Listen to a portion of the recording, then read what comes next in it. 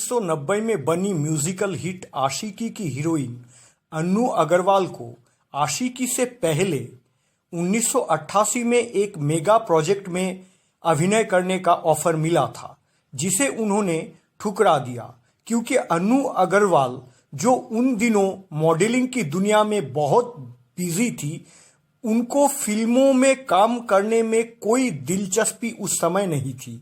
वो फिल्म थी हबीब नडियाडवाला द्वारा निर्मित और टीनू आनंद द्वारा निर्देशित फिल्म आलीशान, जिसके हीरो थे अमिताभ बच्चन। लेकिन अगर अन्नू अग्रवाल ने फिल्म आलीशान में काम करने के लिए हामी भर भी देती, फिर भी ऐसा लगता है कि उनकी पहली रिलीज्ड मूवी 1990 में राहुल राय के ऑपोजिट आशिकी ही होती, क्योंकि फिल्म आलीशान का काम आखिरकार रद्द हो गया था। आलीशान फिल्म की कहानी और पटकथा जावेद अख्तर साहब ने लिखी और संगीत निर्देशक थे कल्याण जी आनंद जी।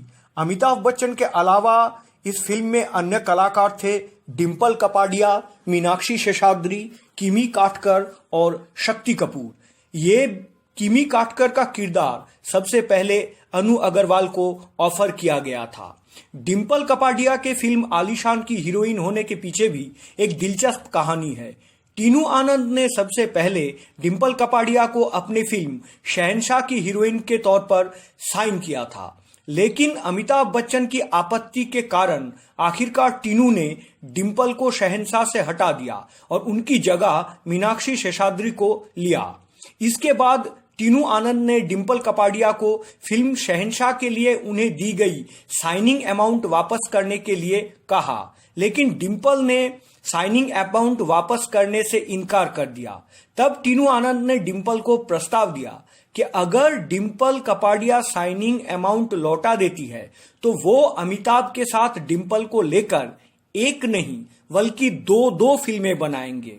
इस प्रस्ताव पर सहमति जताते हुए डिम्पल ने फिल्म शहंशाह के लिए टीनू से ली गई साइनिंग अमाउंट वापस कर दी और टीनू आनंद आलीशान और महाकाल नामक 2 फिल्मों में डिम्पल को अमिताभ बच्चन के साथ हीरोइन के रूप में साइन करा के काम शुरू कर दिए। लेकिन आलीशान और महाकाल दोनों ही फिल्म अंततः रद्द हो गया।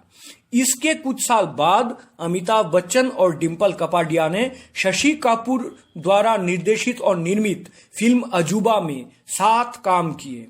1 हफ्ते की शूटिंग के बाद आलीशान का काम बंद हो गया। इस फिल्म के रद्द होने की वजह बेहद अजीब थी।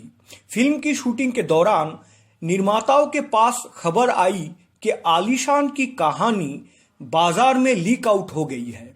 फिल्मी दुनिया में अगर किसी फिल्म की कहानी शूटिंग से समय या उसके पहले बाजार में लीक आउट हो जाती है तो डर होता है कि कहानी चोरी हो जाएगी या स्टोरी आइडिया चोरी हो जाएगा। हबीब नाडियाडवाला और टीनू आनंद ने इसी डर से आलीशान का काम बंद कर दिया कि कहीं कोई दूसरा निर्माता या निर्देशक अगर इसी कहानी पर आधारित कोई दूसरी फिल्म बनाकर आलीशान से पहले रिलीज कर दे तो बहुत बड़ा आर्थिक नुकसान का सामना करना पड़ सकता है, क्योंकि आलीशान एक बहुत बड़े बजट की फिल्म थी। आलीशान की कहानी स्कैरामाउच नामक एक जोकर या क्लाउन के जीवन पर आधारित थी। स्कैरामाउच को लेकर 1992 में बॉलीवुड में भी एक फिल्म बनी थी।